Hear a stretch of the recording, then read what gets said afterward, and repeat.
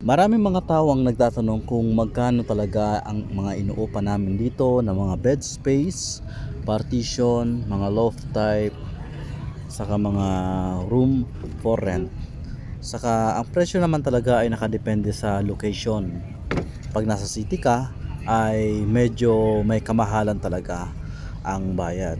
Pero nandito kami sa city, banda sa Mayriga, so mahirap talaga pag nandito at saka maraming tao. Dahil maraming tao at bisitahin talaga to ng mga mostly mga Pilipino, so medyo mahal ang upa namin dito sa kwarto. Mga ganito ay naka loft type pala kami ni Mrs. para po sa mga walang idea. At saka ang talagang binabayaran namin dito ay nasa 1,650 dirham. Ito ay mahigit kumulang 20,000 pesos sa Pinas. Ganyan lang po siya ka, di naman masyadong kaliitan, pero tamang tama lang naman sa aming dalawa kasi naka double bed naman siya. Parang kapag lumuhod ka, ganun lang yung taas niya, parang kasing haba lang ng hotdog pillow. At ito naman pala ang aming hagdan, saka nilagyan ko na ng mga sabitan para magkaroon naman kami ng a little bit space. Pati sa mga hagdanan nilagyan na rin yung mga carpet kasi masyadong madulas siya. Ito nga pala yung aming cabinet.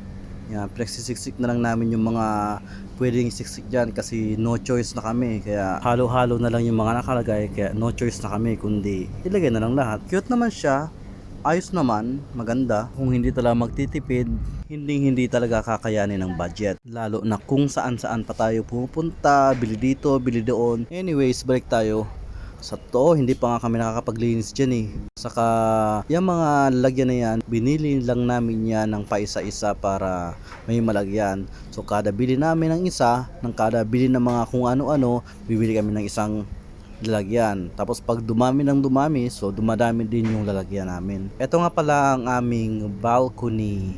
Yan, may sarili kaming sampayan. So kapag malamig dito, maganda. Pero pag tag-init naman, masyadong sikat na sikat sa amin yung araw, napakainit. Kaya hindi minsan kinakaya ng AC yung init sa labas.